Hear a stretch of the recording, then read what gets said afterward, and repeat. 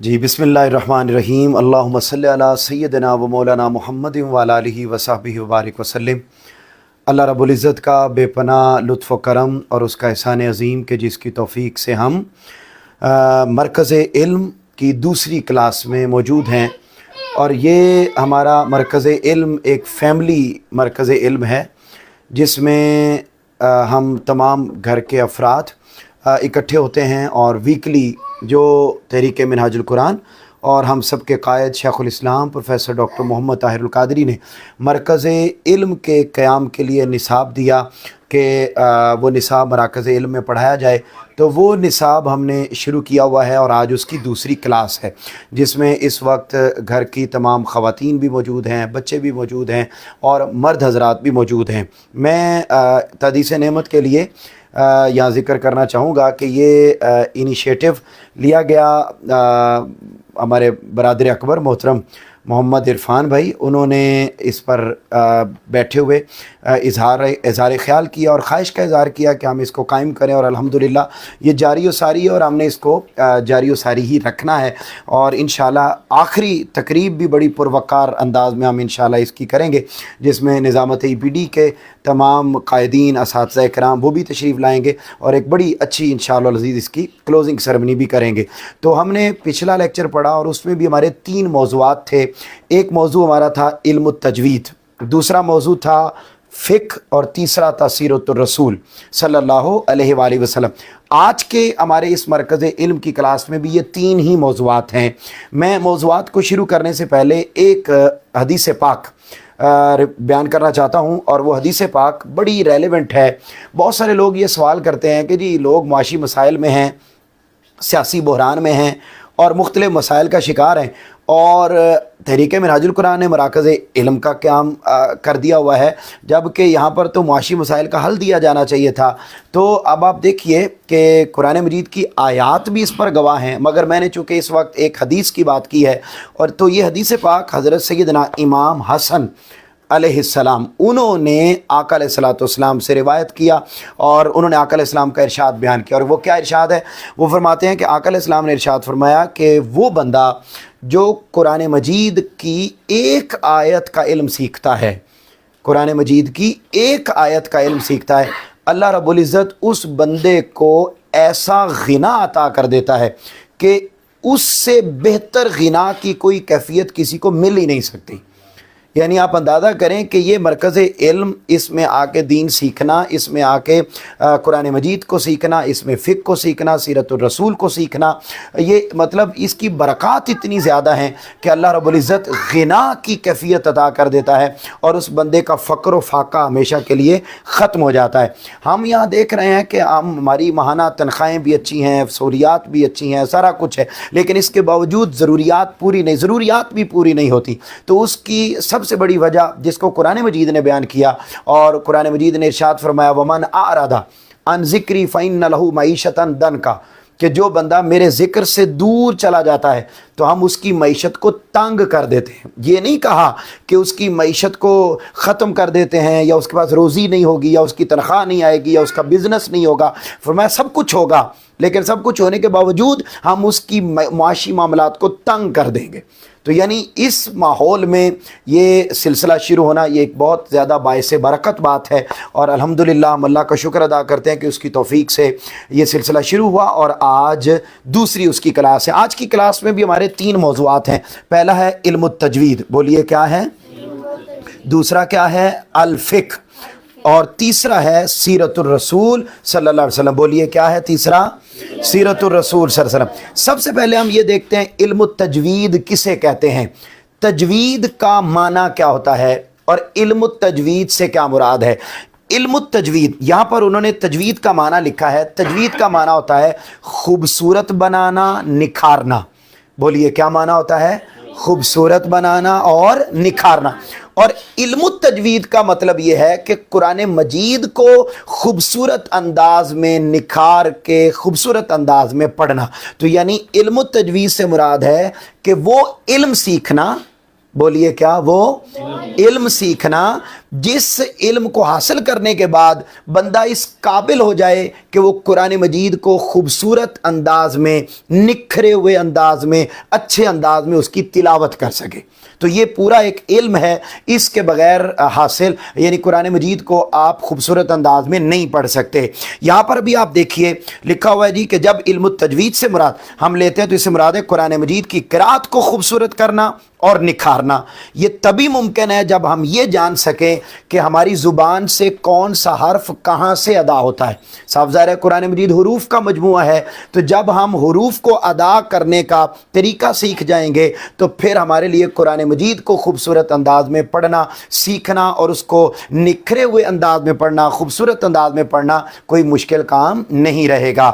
اس کے بعد اگلی بات یہاں پر یہ دی گئی ہے کہ تجوید کا موضوع کیا ہوتا ہے، تو انہوں نے کہا جی تجوید کا موضوع عربی زبان کے حروف تہجی ہیں، یعنی یہ جو علم ہے علم التجوید، ساتھ ساتھ سمجھتے چلے جائیں، علم التجوید کا جو موضوع ہے، ٹاپک ہے، اس میں حروف تہجی، یعنی جب ہم یہ کہتے ہیں میں علم التجوید سیکھ رہا ہوں تو اس کا مطلب یہ ہے کہ جو عربی کے حروف ہیں ان کو ادا کرنے کا طریقہ سیکھ رہا ہوں۔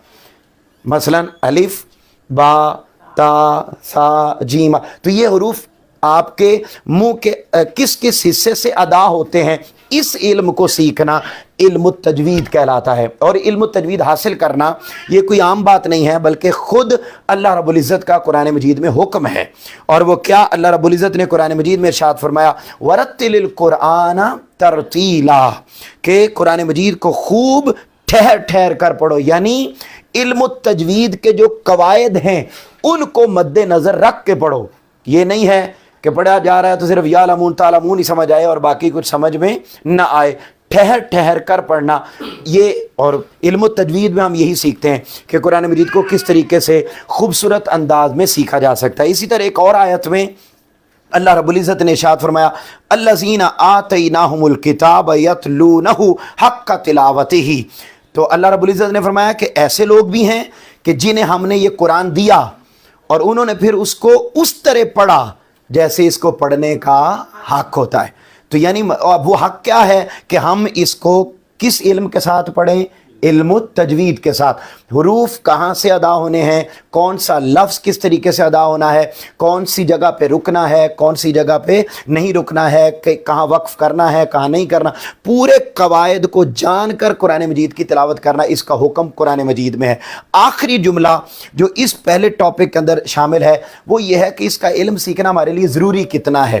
تو انہوں نے کہا جی کہ ہر بندے کے لیے اس کو سیکھنا فرض عین تو نہیں ہے لیکن فرض کفایہ ضرور ہے۔ اب فرض کفایہ کیا ہوتا ہے؟ ہم جیسے کہتے ہیں جی نماز جنازہ پڑھنا فرض کفایہ، اس کا مطلب یہ ہوتا ہے کہ محلے میں چند لوگ بھی نماز جنازہ پڑھ لیں تو وہ نماز جنازہ سب کی طرف سے ہو جاتا ہے۔ تو اس کا مطلب یہ ہے کہ اگر ایک خاندان ہے، جو میں اپنی ناقص علم کے مطابق اس لائن کا مفہوم سمجھ سکا ہوں، وہ یہ ہے کہ اگر ایک خاندان ہے اور ایک فیملی ہے، اس فیملی میں اگر ایک دو ٹوٹل اگر 10 افراد ہیں، 5 افراد ہیں، تو کم از کم 30% افراد کا، ایک فیملی میں 30% افراد کا علم التجوید کو سیکھنا فرض ہے۔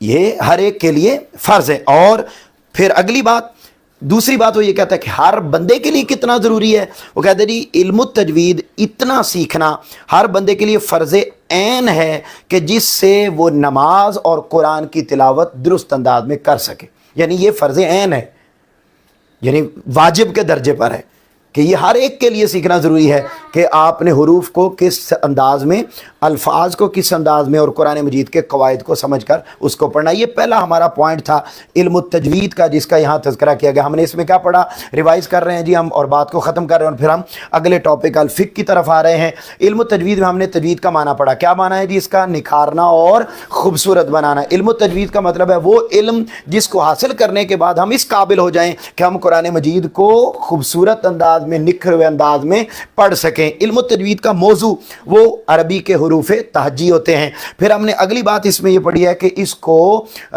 یعنی قرآن مجید کو علم التجوید کے ساتھ پڑھنا یہ قرآن مجید کا حکم ہے۔ اور آخری بات اس میں ہم نے یہ پڑھی کہ ایک فیملی میں چند افراد کا ہر صورت اس علم کا جاننا فرض ہے اور ہر بندے کا اتنا جاننا فرض ہے کہ وہ نماز بھی درست انداز میں پڑھ سکے اور اس کے ساتھ ساتھ قرآن مجید کی تلاوت بھی درست انداز میں کر سکے۔ تو یہ ہمارا پہلا لیکچر تھا، اور اس کے بعد دوسرا ہمارا الفقہ ہے۔ اس کے لیے میں دعوت دے رہا ہوں کہ محترم علامہ مفتی محمد معظم مصطفی صاحب وہ آئیں گے، اور آ کر الفقہ جس کا ٹاپک ہے طہارت، وہ اس کو بیان کریں گے، اور اس کے بعد پھر آخری ٹاپک آئے گا سیرت الرسول، اس میں پھر آگے ہم کلاس کو لے کر چلتے ہیں۔ جی بسم اللہ۔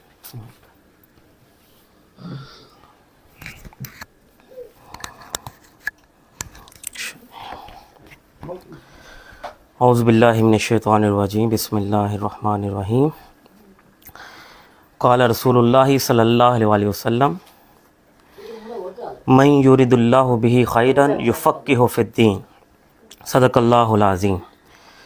آج کا مراکز علم کی جو ہماری دوسری نشست ہے، اس کا ہمارا دوسرا ٹاپک ہے الفقہ کا، اور الفقہ جس کے بارے میں نے ابھی ایک حدیث مبارکہ آقا علیہ الصلوۃ والسلام کی بیان کی کہ یہ فقہ کا جو لفظ ہے یہ نکلا کہاں سے۔ آقا علیہ الصلوۃ والسلام نے ارشاد فرمایا من یرید اللہ بہ خیرا، کہ اللہ رب العزت جس کے ساتھ بھلائی کا ارادہ فرماتا ہے اسے دین کی سمجھ بوجھ عطا فرما دیتا ہے۔ تو یہ ہم سب کے لیے ایک بڑی خوش قسمتی کی بات ہے کہ ہم دین کو سمجھنے کے لیے، اس کی سمجھ بوجھ کے لیے یہاں پر جمع ہوئے ہیں، جو کہ اس بات کا غماز ہے کہ اللہ رب العزت نے ہمارے ساتھ بھلائی کا ارادہ فرمایا ہے۔ اور اگر ہم فقہ کے معنی کو دیکھیں تو اسی حدیث مبارکہ کے مطابق فقہ کا معنی ہوتا ہے سمجھنا، جاننا۔ فقہ کا معنی کیا ہوتا ہے؟ بچے سارے بتائیں گے۔ فقہ کا معنی کیا ہے؟ سمجھنا۔ اور اصطلاحی تعریف اگر ہم دیکھیں تو اسلامی شریعت کے قوانین کو، اصولوں کو سمجھنا، یہ فقہ کہلاتا ہے۔ یعنی کہ اللہ رب العزت نے جتنے دین کے احکامات نازل فرمائے ہیں، ان سارے دین کے احکامات کو سمجھنا، ان کے اصول و قوانین کو سمجھنا، یہ فقہ کہلاتا ہے۔ اور اسی کے اندر ہمارا جو آج کا ٹاپک ہے وہ ہے طہارت۔ اور طہارت کتنی ضروری ہے؟ آقا علیہ الصلوۃ والسلام نے فرمایا الطہور شطر الایمان، طہارت نصف ایمان ہے۔ اب یہ نصف ایمان کیوں کہا گیا؟ کیونکہ طہارت بنیاد ہے ہر عبادت کی۔ جس طرح یہ مکان ہے تو اس کی ایک بنیاد ہے، جتنی یہ بنیاد مضبوط ہوگی اتنی عمارت مضبوط ہوگی۔ تو اسی طرح اسلام کے اندر ہر عبادت کی بنیاد طہارت ہے۔ اگر آپ طہارت یافتہ نہیں ہیں تو آپ نماز نہیں پڑھ سکتے، اگر آپ طہارت میں نہیں ہیں آپ قرآن نہیں پڑھ سکتے، طہارت میں نہیں ہیں تو آپ مسجد کے اندر داخل نہیں ہو سکتے، آپ طہارت میں نہیں ہیں آپ کسی بھی مقدس اوراق کو نہیں چھو سکتے، آپ طہارت میں نہیں ہیں آپ عمرہ حج یہ نہیں کر سکتے، سوائے روزے اور زکوٰۃ کے جتنی بدنی عبادات ہیں ان سب کے لیے طہارت کا ہونا کیا ہے؟ فرض۔ واجب نہیں بلکہ کیا ہے؟ فرض ہے۔ اور ایسا فرض ہے کہ فرض عین ہے، اس کے بغیر کوئی بھی کام مکمل نہیں ہو سکتا۔ تو طہارت میں بنیادی طور پر 3 چیزیں آتی ہیں۔ سب سے پہلے آتا ہے غسل، پھر آتا ہے وضو، اور پھر آتا ہے تیمم۔ اور آج کا جو ہمارا ٹاپک ہے وہ ہے وضو کے حوالے سے، تو ہم اسی پر گفتگو کریں گے۔ قرآن مجید کی آیہ مبارکہ ہے جس کے اندر اللہ رب العزت نے سورہ المائدہ کے اندر فرمایا اعوذ باللہ من الشیطان الرجیم یا ایھا الذین آمنوا اذا قمتم الی الصلاۃ فاغسلوا وجوہکم وایدیکم الی المرافق، کہ اے ایمان والو جب تم نماز کے لیے کھڑے ہو تو کیا کرو؟ وضو کرو، اپنے چہروں کو دھو، اپنے ہاتھوں کو دھو، کہاں تک؟ کوہنیوں تک۔ وَامْسَحُوا بِرُؤُوسِكُمْ، اور اپنے سر کا مسح کرو۔ وَأَرْجُلَكُمْ إِلَى الْكَعْبَيْنِ، اور اپنے پاؤں کو دھو پاؤں کے گھٹنوں تک، اب ٹخنوں تک۔ اب یہاں پر اگر ہم اس حدیث آیت مبارکہ کو دیکھیں تو ہمیں وضو کے 4 فرائض سمجھ میں آتے ہیں۔ وضو کے کتنے فرائض ہیں؟ 4۔ اگر یہ فرض نہ مکمل ہوں تو وضو مکمل نہیں ہوگا۔ پہلا فرض کیا ہے؟ چہرے کا دھونا۔ پہلا فرض کون سا ہے؟ چہرے کا دھونا۔ کہاں سے؟ ایک کان کی لو سے دوسرے کان کی لو تک، اور سر کے جہاں سے سر شروع ہوتا ہے، یہ ماتھا شروع ہوتا ہے، یہ یہاں سے لے کر یہ ٹھوڑی تک، یہ پورے حصے کو دھونا کیا ہے؟ فرض ہے۔ پھر دونوں ہاتھوں کا کونیوں سمیت دھونا، یہاں پر لفظ آتا ہے کونیوں سمیت۔ میں اب ذرا کتاب کو رکھ دوں گا، ساتھ ساتھ کچھ پریکٹیکل چیزیں بھی آپ کو کر کے بتاتا جاؤں گا، اور وضو کا جو صحیح طریقہ ہے وہ آپ کے سامنے رکھوں گا، بچوں کے لیے خاص طور پر۔ دوسرا فرض کیا ہے؟ ہاتھوں کو کونیوں سمیت دھونا۔ اگر ہم ہاتھوں کو یہاں تک دھوئیں، یہ کوہنی تک، تو یہ کوہنی تک ہے، کوہنی سمیت نہیں ہے۔ جب ہم سمیت کہتے ہیں تو پھر وہ یہاں تک آتا ہے، اور اگر یہ کوہنیوں سمیت اسے نہ اچھی طرح سے دھویا جائے تو وضو مکمل نہیں ہوتا، اور اگر وضو مکمل نہیں ہوتا تو نماز بھی نہیں ہوگی۔ آپ اگر قرآن مجید کی تلاوت کریں گے تو وہ بھی ناپاک ہو کر کریں گے، جو ثواب کی بجائے ہمارے لیے باعث گناہ کا بن سکتا ہے۔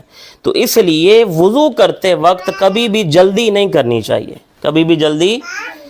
پھر تیسرا فرض ہے چوتھائی سر کا مسح کرنا، اور چوتھا فرض ہے اپنے پاؤں کو ٹخنوں سمیت دھونا، یہاں پر بھی ٹخنوں سمیت بات آئی ہے۔ اور اگر ہم سنتوں کی بات کریں، میں سنت کے مطابق جو وضو کا طریقہ ہے وہ سارا بتاؤں گا۔ اس کو حضرت امام حسین علیہ السلام نے اپنے والد گرامی حضرت علی المرتضیٰ شیر خدا رضی اللہ تعالی عنہ سے روایت فرمایا کہ میں نے اپنے والد گرامی کو وضو کے لیے پانی دیا تو انہوں نے کیسے وضو کیا۔ وہ بتاتے ہیں سب سے پہلے انہوں نے ہاتھ میں پانی لیا اور 3 مرتبہ اپنے ہاتھ دھوئے، اور ہاتھ کہاں تک دھوئے؟ یہ اس کے سمیت یہاں تک یہ ہاتھ دھوئے۔ پھر 3 مرتبہ کلی کی، اور کلی کرنے کے اندر مستحبات بھی ساتھ ساتھ میں بیان کرتا جاؤں گا۔ مستحب ہے کہ آپ انگلی کے ساتھ اس کا دانتوں کا خلال بھی کریں، تو یہ مستحب ہے، ٹھیک ہے۔ اور پھر اگر روزہ نہیں ہے تو پھر گرگرا کرنا بھی، یہ بھی مستحب ہے۔ تو اس طرح سے 3 مرتبہ کلی کرنا، پھر 3 مرتبہ ناک کے اندر پانی چڑھانا، کہاں تک؟ ناک کی نرم ہڈی تک، ناک کی نرم ہڈی تک پانی کو چڑھانا کیا ہے؟ سنت ہے۔ ہم کیا کرتے ہیں؟ جلدی جلدی سے ہاتھ دھوئے، کلی کی، پانی بھی زبان تک نہیں پہنچا، پہلے باہر نکال دیا، اور پھر جب ناک میں پانی ڈالا تو ایسے ایسے 3 دفعہ کر دیا بس۔ تو ناک کے اندر تو پانی گیا ہی نہیں، تو جب ناک کے اندر پانی نہیں گیا تو وضو مکمل نہیں ہوا۔ اور یہ بات بار بار میں دہرا رہا ہوں، وضو مکمل نہیں ہوگا تو عبادت صحیح نہیں ہوگی۔ تو 3 مرتبہ ناک میں پانی چڑھانا ہے، ناک کی نرم ہڈی تک، یہ نرم ہڈی ہوتی ہے یہاں تک۔ اور یہ مستحب عمل ہے کہ آپ یہ بائیں ہاتھ کی جو چھوٹی انگلی ہے اس کے ساتھ ناک کو صاف کریں، یہ مستحب عمل ہے۔ اس کے بعد جب 3 مرتبہ ناک میں پانی چڑھا لیں تو پھر کیا کرنا ہے؟ منہ دھونا ہے اچھے طریقے سے۔ میں نے یہ سارا حصہ تر ہونا چاہیے۔ وضو کے اعضاء میں سے اگر ایک بال بھی خشک رہ جائے اور اس تک پانی نہ پہنچے تو وضو مکمل نہیں ہوتا۔ یہ مرد احباب کے لیے ہے کہ اگر داڑھی ہے تو داڑھی اگر گھنی ہے تو اس کا خلال کرنا اس طرح سے، اور اگر داڑھی چھوٹی ہے تو پھر جلد تک پانی پہنچانا یہ ضروری ہے۔ اگر جلد تک پانی نہیں پہنچے گا تو وضو مکمل نہیں ہوگا۔ پھر اس کے بعد ہے ہم نے بازو دھونے ہیں۔ بازو جیسے میں نے پہلے بتایا کہ یہ کوہنیوں سمیت بازو دھونے ہیں یہاں تک، اور اچھے طریقے سے کہ کوئی بھی وضو کا اعضاء خشک نہ رہ جائے۔ اور پھر اس کے بعد ہم کیا کرتے ہیں؟ مسح کرتے ہیں۔ یہ مسح کرنے کا طریقہ بھی بڑا اہم ہے۔ عام طور پر ہم ایسے ہاتھ پھیرتے ہیں، پھر ایسے کر لیتے ہیں۔ تو یہ مسح آپ نے کس طرح سے کرنا ہے؟ ہاتھ دھونے، ہاتھ دھونے کے بعد اگر یہ اصول ہے فقہ کا، جو پانی استعمال شدہ ہوتا ہے اس سے کبھی طہارت حاصل نہیں ہوتی، جو استعمال ہو گیا اس سے دوبارہ طہارت نہیں مل سکتی۔ تو آپ کے ہاتھوں کے ساتھ جو پانی لگا ہے اگر وہ کسی اور جگہ پر اس طرح لگ گیا تو اس سے دوبارہ طہارت نہیں ملے گی۔ تو اس کے لیے کیا طریقہ ہے کہ یہ 3 انگلیاں ہیں، یہ سارے بچے ایسے کریں، اب پین چھوڑ دیں، اس طرح سے کریں۔ یہ کتنی انگلیاں؟ یہ 3 انگلیاں ایسے کریں، اور ہاتھوں کو کھول کے کہ آپ کے صرف یہ انگلیاں سر کے ساتھ لگیں, ہتھیلی نہ لگے. اگر ہتھیلی لگ گئی تو وہ پانی استعمال شدہ ہو جائے گا, اس سے دوبارہ طہارت نہیں حاصل ہو سکتی. تو اس لیے یہ انگلیاں صرف ساتھ لگیں, یہ یہاں تک, اور اب آپ کی ہتھیلی یہ واپس آئے. ٹھیک ہے, یہ اس طرح سے, اور اب ہتھیلی واپس آئے. اب کیا رہ گیا, یہ انگلیاں بھی استعمال ہو گئی, یہ ہتھیلی بھی استعمال ہو گئی, لیکن یہ انگوٹھا استعمال نہیں ہوا. انگوٹھا استعمال کیوں نہیں ہوا کہ وہ ہم نے ہتھیلی لگائی, اب انگوٹھا کہاں استعمال ہوگا, یہ کانوں کے پیچھے اس طرح سے.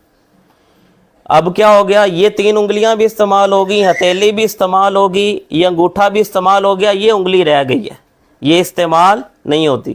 اس کو کیا کریں گے, اب اس کو کانوں میں اس طرح کریں گے. تو کیا ہوا, آپ کی اب چاروں انگلیاں بھی, یہ انگوٹھا بھی, ہتھیلی بھی, سارا کچھ استعمال ہو گیا. تو اس طرح سے آپ نے مسح کرنا ہے. یہ میں دوبارہ کر کے دکھا رہا ہوں, اس طرح سے, پھر اس انگلی کے ساتھ, اور پھر ایسے. اب یہ ہتھیلیاں رہ گئی ہیں, یہ بیک سائڈ. اب اس بیک سائڈ کو آپ نے اپنی گردن کا مسح کرنا ہے. تو یہ کتنا ٹیکنیکل کام ہے, ہم بڑی جلدی جلدی سے کر لیتے ہیں, لیکن جب اس کی عادت بن جاتی ہے تو پھر بڑا آسان ہو جاتا ہے. اب آخری چیز کیا ہے, پاؤں کا دھونا. اور پاؤں کیسے دھونے ہیں, پاؤں عام طور پر ہم جلدی میں دھوتے ہیں تو ہماری جو پاؤں کی انگلیاں اس کے اندر پانی نہیں جاتا, اور خاص طور پر جو چھوٹی انگلی ہوتی ہے وہ دوسری انگلی کے ساتھ اتنی ملی ہوتی ہے کہ وہ اس کے اندر فاصلہ نہیں ہوتا اور پانی اندر نہیں جا سکتا. تو جب بھی پاؤں دھوئیں ساری انگلیوں میں یہ بائیں ہاتھ کی چھوٹی انگلی کے ساتھ خلال کریں, تاکہ ہر انگلی کے اندر پانی جائے اور آپ کا وضو مکمل ہو. جب اچھے طریقے سے وضو ہوگا پھر ہی آپ کی عبادت مکمل ہوگی. اسی لیے اسے الطہور شطر الایمان کہا گیا ہے کہ ایمان کا آدھا حصہ کیا ہے, طہارت. طہارت ہوگی تو باقی ساری چیزیں بھی مکمل ہوگی. انشاءاللہ اگلے لیکچر میں ہم غسل اور پھر تیمم کا طریقہ بھی آپ کے سامنے رکھیں گے. ٹھیک ہے, اس کی آخری لائن یہی لکھا ہوا ہے اس میں نا. ہاں اچھا, پانی پینے والی بات, ہاں یہ بھی ایک سنت طریقہ ہے کہ جب آپ, کیونکہ اب تو نلکیاں اور نلکے لگ گئے ہیں, پہلے جو ہے وہ کسی برتن میں جو ہے وہ وضو کیا جاتا تھا. تو یہ بھی سنت ہے کہ اگر آپ کسی برتن میں وضو کر رہے ہیں تو اس میں جو پانی بچ جائے تو اس کو پی لینا کیا ہے, سنت ہے. اگر آپ نل کے ساتھ کر رہے ہیں تو اب پانی تو آ رہا ہے ٹینکی سے, تو ٹینکی ختم کرنے کے لیے اسے نہیں منہ لگا لینا. اگر آپ کسی برتن میں کر رہے ہیں تو پھر وہ پانی پی لینا کیا ہے, آقا علیہ الصلوۃ والسلام کی سنت ہے. تو آج کا لیکچر یہیں پہ ختم کرتے ہیں. اب تیسرے ٹاپک کے لیے میں دوبارہ انعام بھائی سے درخواست کروں گا کہ وہ کنٹینیو کریں. ماشاءاللہ بہت ہی خوبصورت انداز میں لیکچر دے رہے تھے معظم بھائی, اور انہوں نے ہمیں پریکٹیکلی کر کے دکھایا. بیسیکلی انہوں نے پورا مفتی کورس کیا ہوا ہے, تو میں نے کہا فائدہ اٹھانا چاہیے اور ان سے فقہ ہی پڑھنی چاہیے. تو ماشاءاللہ یہ ہم سب کی سعادت ہے کہ ہمارے گھر میں ایسے افراد موجود ہیں. اور اب یہ فقہ کا ہمارا چیپٹر مکمل ہوا جس میں انہوں نے ہمیں بتایا کہ طہارت مین پاکیزگی حاصل کرنا یہ بہت زیادہ ضروری ہے, نصف ایمان ہے, اور اس کا مختلف شکلیں, اور ان میں پہلی شکل کون سی ہے, وضو کرنا. تو ہم نے وضو کا طریقہ سمجھا, وضو کے مستحبات, اس کی سنن سمجھی, اور اینڈ پر ہم نے یہ جانا کہ وضو کے اختتام پر پانی پی لینا یہ سنت عمل ہے. اور یہاں چونکہ وہ کتاب کے اور فقہی عقائد کے اندر مقید تھے, مفتی ہیں, اس لیے انہوں نے اسی کے اندر ہی رہنا پسند فرمایا. میں یہاں تھوڑی سی محبت کی بات یہ عرض کرنا چاہتا ہوں کہ اگر ہم بڑے برتن میں یا مطلب لائک ہم ڈائریکٹ اس میں وضو کر رہے ہیں تو اینڈ پر ہم 3 گھونٹ کھڑے ہو کر سنت سمجھ کر ہم پی لیں. تو بلکہ وہ جب انہوں نے حضرت مولا علی المرتضیٰ اپنے بابا کو دیکھا کہ وہ کھڑے ہو کر پانی پی رہے ہیں, تو انہوں نے جواب جو ارشاد فرمایا وہ بڑا کمال اور محبت پر مبنی ہے. انہوں نے کہا جی انہوں نے پوچھا کہ آپ نے کھڑے ہو کے پانی کیوں پیا, تو آپ نے جواب ارشاد فرمایا کہ اور تو میں کچھ نہیں جانتا, بس آپ کے نانا کو میں نے ایسے کرتے ہوئے دیکھا تھا, تو اس لیے میں یہ کر رہا ہوں. تو اگر ہم اینڈ پر ویسے ہی 3 گھونٹ پانی پی لیتے ہیں تو ڈیفینیٹلی یہ سنت ادا ہو جائے گی. آئیے آخری اور سب سے خوبصورت پوائنٹ وہ ہے سیرت الرسول صلی اللہ علیہ وسلم. بولیے کیا ہے؟ اچھا, بڑی حیرانی والی بات ہے کہ جو درس نظامی پڑھایا جاتا ہے مدارس میں، اس میں بھی سیرت الرسول کو پڑھنے کا ٹرینڈ نہیں ہے، اور سیرت الرسول پڑھائی نہیں جاتی سبقاً۔ تو یہ میں سمجھتا ہوں کہ یہ مراکز علم، یہ اللہ تعالیٰ کی ہم سب کے لیے ایک بہت بڑی نعمت ہے کہ ہم اس کو سبق وائز آقا علیہ السلام کی سیرت کو پڑھ رہے ہیں اور جان رہے ہیں کہ آقا علیہ السلام کی سیرت اور آپ کا کردار اور آپ کا اخلاق اور آپ کے معاملات کیا تھے۔ دیکھیے میں اسی کتاب کو لے کر آگے بڑھ رہا ہوں۔ پہلا جملہ آقا علیہ السلام کی سیرت طیبہ کے بارے میں لیکچر نمبر 2 میں یہ لکھا ہوا ہے، میں آسان انداز میں اس کو بتا دوں گا، لیکن پہلے سن۔ کہتے ہیں جی آپ سب سے زیادہ سخی، شفیق، مہربان، نرم طبیعت، شجاع و بہادر اور حلیم الطبع تھے، حلم والے تھے۔ حلم کا معنی کیا ہے؟ آج ہی جمعے کے موضوع پر بھی حضرت ابراہیم علیہ السلام کا حلم بیان ہوا۔ تو عقل حلیم کا مطلب ہوتا ہے کہ آپ کو غصہ آئے اور آپ نے اس کو پی جانا ہے، اس کو حلم کہتے ہیں۔ غصہ آئے اس کو پی جانا، صبر کر لینا، برداشت کر لینا، تو اس کو کہتے ہیں۔ آقا علیہ السلام ایسے تھے۔ پھر آپ اکثر اپنی نگاہ مبارک جھکا کر رکھتے۔ اب یہ بچے سارے سن رہے ہیں، بڑے بزرگ سب بیٹھے ہیں، اور آقا علیہ السلام کے چلنے کا انداز کہ آقا علیہ السلام ہمیشہ اپنی نگاہیں جھکا کر رکھتے، اور جس طریقے سے ایک کنواری دوشیزہ شرم و حیا کا پیکر ہوتی ہے، اس سے بھی زیادہ آقا علیہ السلام شرم اور حیا کا پیکر تھے۔ یعنی آپ ایسے ارد گرد نہیں دیکھتے تھے، آپ بس ٹو دی پوائنٹ اپنے کام سے کام رکھتے اور اپنی نگاہیں نیچی کرتے اور چلتے تھے۔ پھر نمبر 2، اگلی خوبی یہ کہ آپ طویل دورانیے تک خاموشی اختیار فرماتے۔ آج صبح کالج میں ہر بندے کا اپنا ایک مزاج ہوتا ہے، اپنے انداز میں وہ بات کرتا ہے، بہت ساری خواتین کو بھی اور بہت سارے مردوں کو بھی۔ یہ مشہور تو ہے نا کہ خواتین زیادہ بولتی ہیں، لیکن جو مرد بولتے ہیں، ٹھیک ہے جی، ان کو کنٹرول کرنا بالکل ناممکن ہے۔ یعنی وہ پھر ایسے دھڑا دھڑ بولی جائیں گے، یعنی آپ ان سے کوئی بات کر لیں، لائک آپ بیٹھے ہوئے ہیں اور آپ نے ایک بات کی کہ یہ کتاب خریدی، تو اس سے ریلیٹڈ وہ کوئی اپنا واقعہ سنا دیں گے۔ پھر آپ نے کوئی سرانہ خریدا ہے، اس سے ریلیٹڈ وہ اپنا یعنی ہر بات پر ان کے پاس واقعات ہوتے ہیں اور وہ بے دھڑک بولی جاتے ہیں۔ اب آقا علیہ السلام کا معاملہ یہ تھا کہ آپ طویل مدت تک، یعنی ضرورت ہوتی تو بات کرتے، اس کے علاوہ آپ خاموش رہتے۔ اور یہی وجہ ہے کہ کل اولیاء نے جو اللہ کی قربت کا ذریعہ بتایا وہ 3 بتائے، اور وہ ہم سنتے رہتے ہیں اپنے قائد سے۔ کون کون سے ہیں جی؟ نمبر 1 کم کلام، ٹھیک ہے جی، کم طعام اور کم منام، کم بولنا، کم کھانا اور کم سونا۔ اچھا بات کو آگے بڑھا رہا ہوں، طویل ہے۔ پھر آپ کبھی کہکا لگا کر نہیں ہنستے تھے۔ یہ بچے سب سنیں، اور یہی ہماری ٹریننگ ہو رہی ہے، یہی ہم سیکھ رہے ہیں۔ آقا علیہ السلام مسکراتے تھے۔ یہ نہیں تھا کہ آقا علیہ السلام ہنستے نہیں تھے، معاذ اللہ استغفر اللہ، کوئی سڑیل مزاج تھے یا بالکل ہر وقت مطلب سنجیدہ نہیں، بلکہ آقا علیہ السلام تو بہت فرح، مطلب ہر لمحہ آپ کے بارے میں کیا لفظ استعمال ہوتا ہے؟ ملنسار۔ ہاں ملنسار کون ہوتا ہے؟ جس سے آپ کا ملنے کو دل کرے اور جس کا آپ سے ملنے کو دل کرے۔ یعنی آپ بڑے کھلے مزاج کے بندے تھے، یہ نہیں کہ بند کمرے میں رہنے والے، سب سے کٹ کر رہنے والے نہیں، سب کے اندر گھل مل کے رہتے اور ہمیشہ مسکراتے، کہکا نہیں لگاتے تھے۔ تیسری بات، جب آقا علیہ السلام دوسرے لوگوں کے ساتھ مل کر بیٹھتے تو آپ ان کی سنگت اس وقت تک نہیں چھوڑتے تھے جب تک وہ نہ چلے جائیں۔ ہمارے ہاں کیا ہوتا ہے، مہمان آ گئے تو ہم پتہ نہیں کیا قیامت آ گئی، ہم سائڈ تے ہو جائیے، اچھا، اور دعائیں کرتے ہیں، پتہ نہیں نہ کدوں جانا ہے۔ اور آج کی نوجوان نسل، مطلب آپ اندازہ کیجئے کہ سارا دن بچے وہ اپنی باتیں بتاتے ہیں، وہ جی آج ہمارے گھر مہمان آئے ہوئے ہیں تو ساڈا تو سر جی گھر جان نو دل نہیں کر رہے ہیں، ٹھیک ہے جی، مہمان آئے ہوئے ہیں، شور ہوا، ٹھیک ہے، مہمان وہ جو کلچر جس کو کہتے ہیں جی اللہ کی رحمت ہے مہمان، وہ اب معاملہ اب آقا علیہ السلام کہتے ہیں جب سب سے مل کر بیٹھتے تو یعنی اب کہتے اس وقت تک اٹھ کے نہیں جاتے تھے، ٹھیک ہے، جب تک دوسرے اٹھ کے نہ چلے جائیں۔ تو ساری کوشش ہوتی کہ پتہ نہیں انہیں جانا کدو، ٹھیک ہے جی۔ اب اچھا پھر اگلا کیا، جب آپ کسی کا ہاتھ پکڑتے، بڑی بڑی خوبصورت بات، جب آپ کسی کا ہاتھ پکڑتے تو اس وقت خود نہیں چھوڑتے تھے جب تک دوسرا نہ چھوڑ لیتا۔ اب آقا علیہ السلام ہاتھ پکڑ کے چل رہے ہیں کسی کے ساتھ، یہ ایون سلام بھی لینا ہے تو آقا علیہ السلام کا طریقہ کار یہ ہوتا تھا کہ خود ہاتھ پیچھے نہیں کرتے تھے، اور بلکہ اب تو وہ ٹرینڈ ہی نہیں ہے، عرب میں یہ ٹرینڈ ہے کہ ہمارے ہاں تو یہ ٹرینڈ صرف پیروں تک محدود رہ گیا، ورنہ حدیث پاک ہے بڑی ایمان افروز، آقا علیہ السلام کا روٹین میں یہ طریقہ تھا کہ جب بھی کسی سلام لیتے تو وہ آپ کے ہاتھ چومتے، بدلے میں آقا علیہ السلام اس کے ہاتھ چومتے۔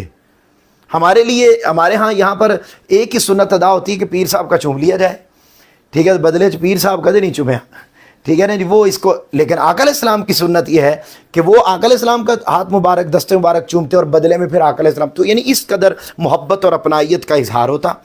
پھر تیسری بات اس تیسرے پوائنٹ میں وہ یہ کہ جب کوئی آپ سے اپنی بات دوسروں سے چھپا کر یعنی کان میں کہتا تو آپ اس وقت تک اپنا کان مبارک نہیں ہٹاتے تھے جب تک وہ اپنا منہ آپ کے کان سے نہیں ہٹا لیتا، یعنی مکمل توجہ کے ساتھ، فوکسڈ، یعنی یہ ہے اخلاق، یہ ہے آپ کی سیرت کہ آپ نے کسی کو ٹائم دینا ہے، کسی کے ساتھ چلنا ہے، کسی کا ساتھ دینا ہے تو پھر فل فلج ہو کے، ٹھیک ہے، بغیر کسی اف اور بٹ کے، بغیر کسی ریوارڈ کے، بغیر کسی ریگارڈ کے، ساری چیزوں کو چھوڑ کر آپ نے فل فلج، ٹھیک ہے، اس کا ہو کے اس کے ساتھ چلنا ہے۔ یہ تین باتیں۔ چوتھی بات، آپ خواتین، کمزوروں اور بچوں سے خصوصی طور پر بہت شفقت اور انتہائی محبت سے پیش آتے۔ جب آپ کسی سے وعدہ کرتے تو خواہ کچھ بھی ہو جائے اپنے وعدے کو پہلی فرصت میں پورا کرتے۔ یہ آقا علیہ السلام کی سیرت کا چوتھا پوائنٹ۔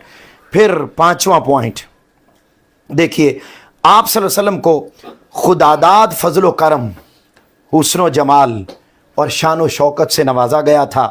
جب آپ صحابہ کرام کے درمیان تشریف فرما ہوتے تو وہ مؤدب ہو کر ادب کے ساتھ آپ کے ارد گرد حلقہ بنا کر بیٹھتے اور بیٹھ جاتے، تو پھر کیا ہوتا، آقا علیہ السلام کے ادب و احترام میں اس قدر سکوت یعنی خاموشی اختیار کرتے کہ یوں گمان ہونے لگتا کہ اس قدر یہ بادب ہو کر صحابہ کرام ارد گرد بیٹھے ہوئے ہیں کہ لگنے لگ جاتا کہ ابھی پرندے بھی ان کے آ کے سروں پہ بیٹھ جائیں گے اور وہ بیٹھے رہیں گے، وہ یہاں سے اٹھ کر نہیں جائیں گے۔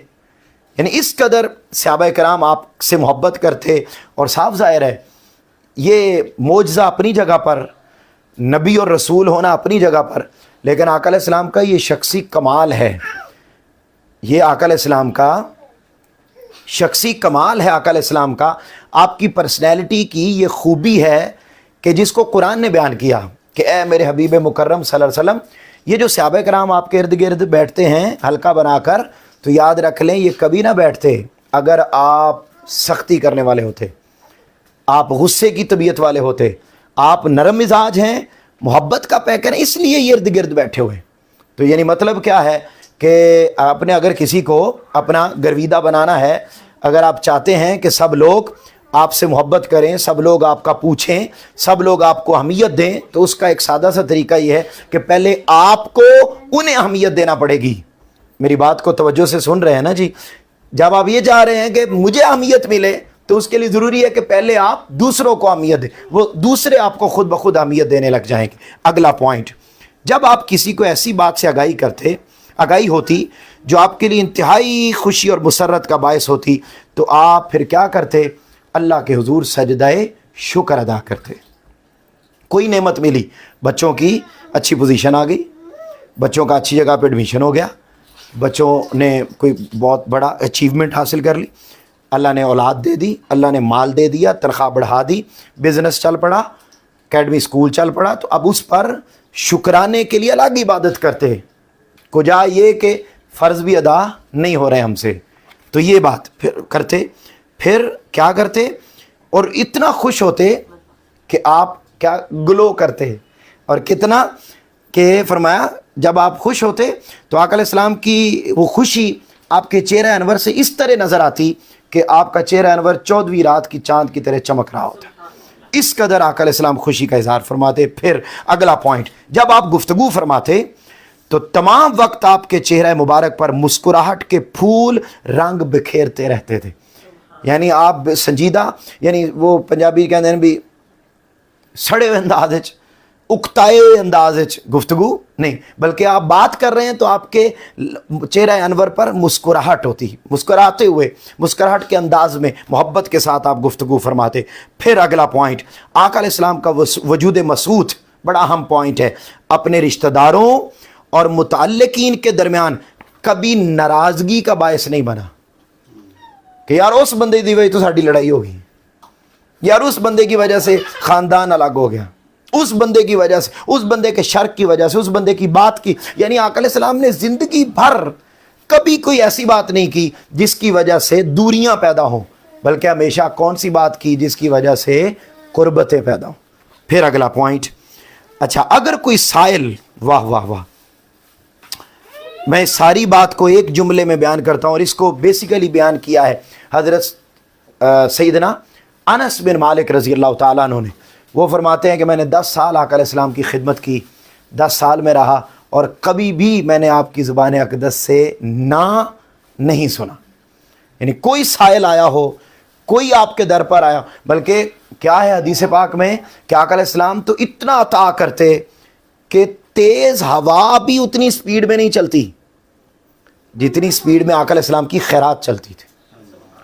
اور یہ حدیث میں آتا ہے کہ ایک دن میں اگر 90,000 درہم بھی آپ کے پاس آ گیا تو آقا علیہ السلام اس وقت تک گھر نہیں جاتے تھے، گھر نہیں جب تک وہ سارا تقسیم نہیں ہو گیا، بلکہ وہ ایک روایت میں آیا کہ فدق سے غلہ آیا 4 اونٹوں پہ بھرا ہوا، تو آقا علیہ السلام نے سب کو تقسیم کر دیا، غلہ ڈھیر سارا تھا۔ آقا علیہ السلام نے فرمایا کہ یہ تقسیم ہوگا تو میں گھر جاؤں گا۔ اب ہوا یہ کہ مغرب ہو گئی مگر تقسیم نہیں ہوا، تو آقا علیہ السلام نے مغرب بھی مسجد چلے گئے، عشاء بھی مسجد، پوری رات بھی مسجد میں گزاری، اگلے دن صبح فجر بھی وہیں ادا کی، اور فجر کے بعد نئے غربا، نئے ضرورت مند آئے، ان میں وہ تقسیم کر کے پھر آقا علیہ السلام گھر گئے۔ تو یعنی اس قدر سخاوت تھی۔ یہ جو شاید پچھلے لیکچر میں یہ بات ہوئی یا نہیں، لیکن میں بچوں سے یہ بات کہتا رہتا ہوں، آج بھی ایک لیکچر میں نے بات کی، میں نے کہا جی ہم کہتے ہیں ہم ساری زندگی ہم نے یہ سنا کہ آقا علیہ السلام پابند لگے کپڑے پہنتے تھے، آقا علیہ السلام کے گھر میں کئی دن چولہا نہیں جلتا تھا، تو ہمارے علماء کرام نے آقا علیہ السلام کا ایک جو نقشہ بیان کیا وہ بڑا غریب والا بیان کیا کہ آقا علیہ السلام بڑے غریب تھے اور آقا علیہ السلام کے پاس دولت نہیں تھی، اور یہ میں نے کہا یہ غربت نہیں تھی، بلکہ کیا تھا کہ ایک بندہ ہے اگر اس کی ڈیلی کی 1 کروڑ روپے انکم ہے اور وہ ڈیلی 1 کروڑ روپیہ تقسیم کر دیتا ہے، اور وہ اتنا بھی نہیں رکھتا بلکہ اینڈ پر اس کے گھر کے کھانے کے لیے بچے وہ بھی وہ دے جاتا ہے، تو ہم اس کو غریب تو نہیں کہیں گے، ہم اس کو کیا کہیں گے؟ سخی کہیں گے۔ تو آقا علیہ السلام اگر 15 دن چولہا نہیں جل رہا، اگر مہینہ چولہا نہیں جل رہا آقا علیہ السلام کا، تو وہ غربت کی وجہ سے نہیں، بلکہ کس وجہ سے کہ 1 مہینہ تک بھی آپ اتنا بھی اپنے گھر میں نہیں رکھتے تھے کہ اس سے خود کھانا بھی کھا سکے، جو آتا آپ غریبوں کے اندر تقسیم فرما دیں۔ تو اس لیے یہ بیان کیا اس پوائنٹ کے اندر کہ آقا علیہ السلام کبھی نہ نہیں کہا۔ اگلا پوائنٹ، جب کوئی آپ سے کسی کام کرنے کی استدعا کرتا، اگر ممکن ہوتا تو آپ اس بات میں جواب دیتے، اور اگر ناممکن ہوتا تو سکوت اختیار فرما لیتے۔ یہ بھی اخلاق کا ایک بڑا اعلیٰ درجہ ہے کہ ایک کام آپ کے بس میں نہیں ہے تو آپ اس کو نو کر کے اس کا دل نہ دکھائیں، آپ خاموشی اختیار کر لیں، تو پھر انتظار کرے، ہو سکے تو کر دیں، ادروائز نہیں۔ پھر اگلا پوائنٹ، جن لوگوں سے کسی بری بات کے سرزد ہونے کا امکان ہوتا تو آقا علیہ السلام انہیں ملتے، نہ ہی ان کی بات سنتے، اور نہ ہی آپ کو یہ پسند تھا کہ لوگ آپ کی موجودگی میں ایک دوسرے کے خلاف ناپسندیدہ بات کریں۔ بڑا اچھا پوائنٹ بیٹا، بڑی توجہ سے سنیں، آخری پوائنٹ چل رہے ہیں، اور ان میں کیا بات کی ہے آقا علیہ السلام نے کہ اگر پتہ چلتا نا کہ وہ اچھا بچہ نہیں ہے، اچھا بندہ نہیں ہے، اچھا نوجوان، تو آقا علیہ السلام اس کے ساتھ فرینڈ شپ نہیں کرتے تھے، ٹھیک ہے، آپ کی زبان میں سمجھا رہا ہوں، کیا اس کے ساتھ تعلق نہیں بناتے تھے کہ وہ اچھا بچہ نہیں ہے، وہ اچھا نوجوان نہیں ہے، وہ اچھا انسان نہیں ہے۔ اور اگلا جو پوائنٹ سب سے اہم ہے، اور یہاں مجھے ایک بڑی خاص حدیث پاک یاد آئی، میں وہ بھی عرض کرتا ہوں کہ آقا علیہ السلام کبھی اس مجلس میں نہیں بیٹھتے تھے جس مجلس میں کسی کے خلاف بات ہو رہی ہوتی تھی، اور ساڈے تے ماشاءاللہ کناں نوں لذت ہی ادوں آندی ہے جدوں اسی کس دے خلاف ٹکا کے گلاں کریے۔ اچھا یہاں پر دیکھیے ایک حدیث پاک میں نے ریسنٹلی پڑھی ہے جی، اور بڑی ایمان افروز حدیث پاک ہے، اور مطلب اتنا سستا سودا. اور آقا علیہ السلام نے کیا ارشاد فرمایا ہے کہ اگر دو بندے بات کر رہے ہوں، دو بندے، اور ان میں سے ایک بندہ کسی ایسے بندے کے بارے میں بات کر رہا ہے جو وہاں پر موجود نہیں ہے، اور وہ بات اس کے خلاف کر رہا ہے،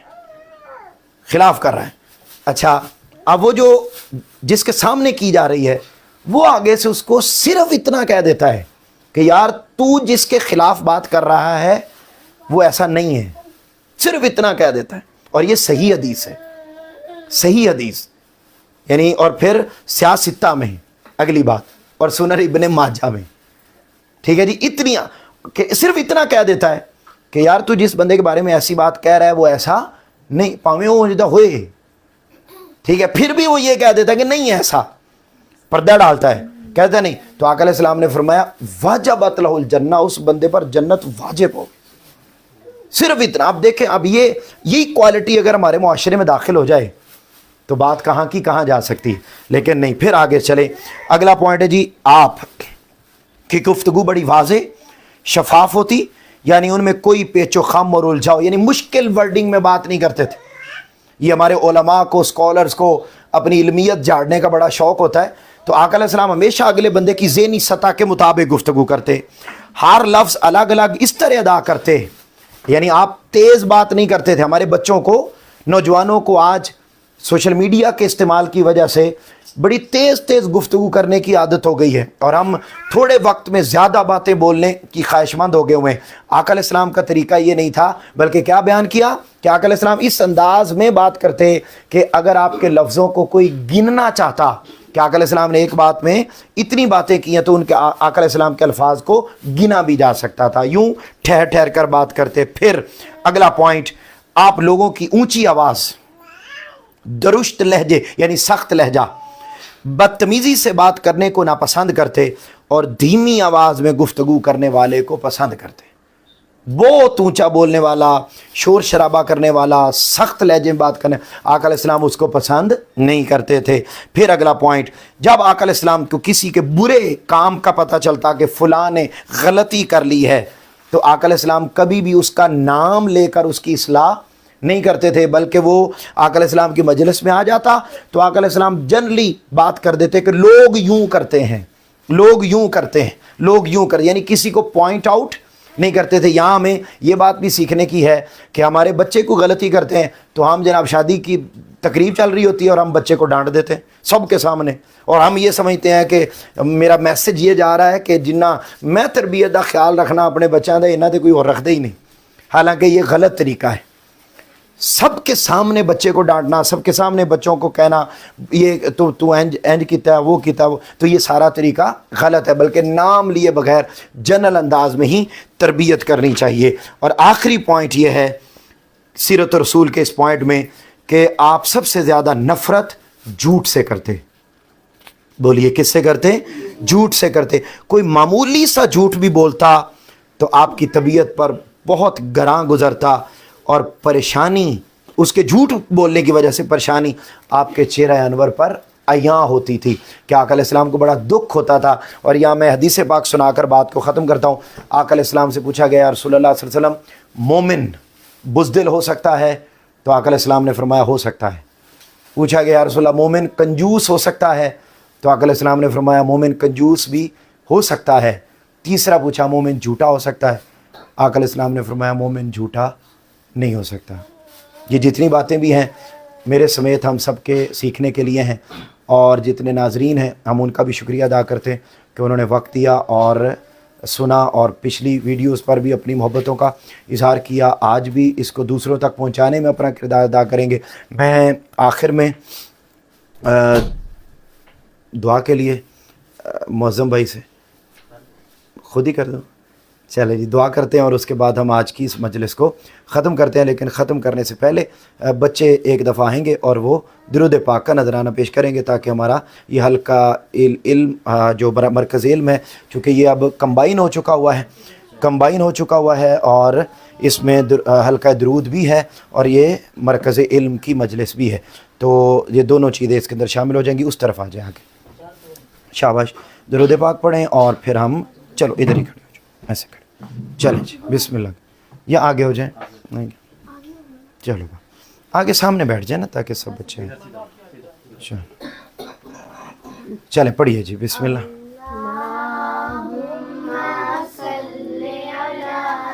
سیدنا و مولانا محمد اللہم صلی علی سیدنا و مولانا محمد اللہم صلی علی سیدنا و مولانا محمد وعلى آله وصحبه وبارك وسلم اللهم صل على سيدنا ومولانا محمد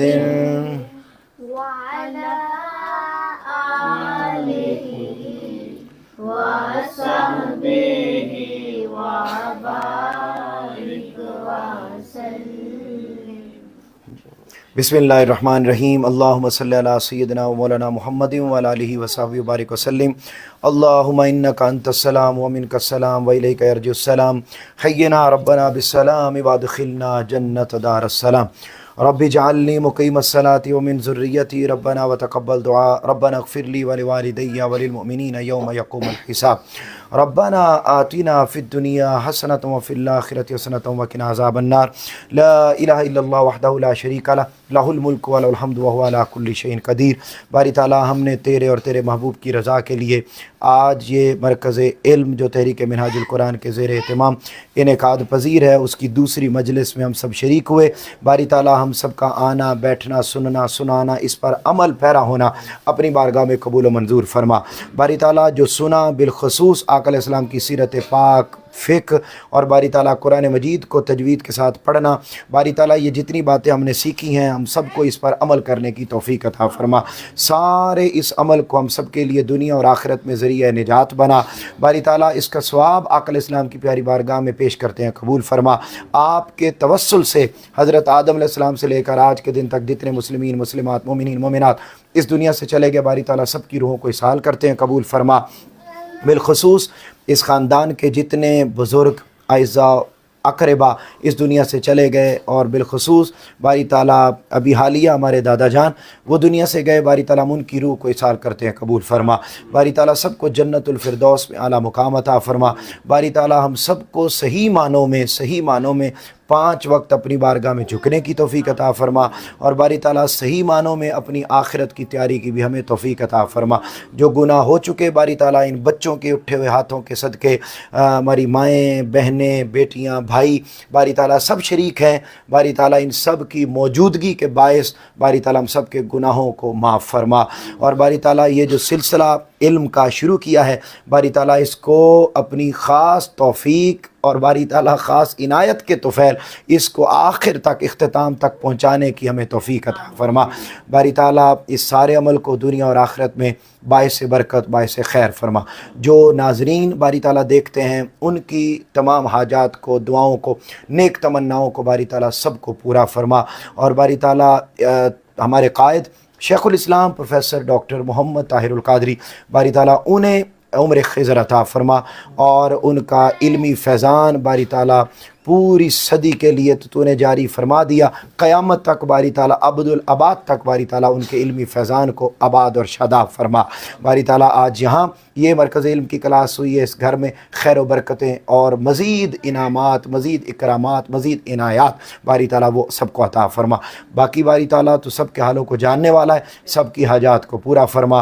اور باری تعالیٰ یہ مرکز علم یہاں سجا ہے کسی دن ہم سب کو اسی طرح پورے خاندان کو مسجد نبوی کے سین میں بھی ایک مرکز علم قائم کرنے کی توفیق عطا فرما اور وہاں پر مجلس کرنے کی توفیق عطا فرما. لی خمسۃ نطفی بہا حر الوباء الحاتمہ المصطفیٰ والمرتضیٰ وابناہما والفاطمہ وصلی اللہ تعالیٰ علی حبیب خیر خلقہ محمد وعلی آلہ وصحبہ اجمعین برحمتک یا رب العالمین. بہت بہت مبارکباد اللہ پاک قبول فرمائے جی. بہت خوبصورت ماشاء اللہ. آپ کو اللہ میں مطاق دے. ہاں جی.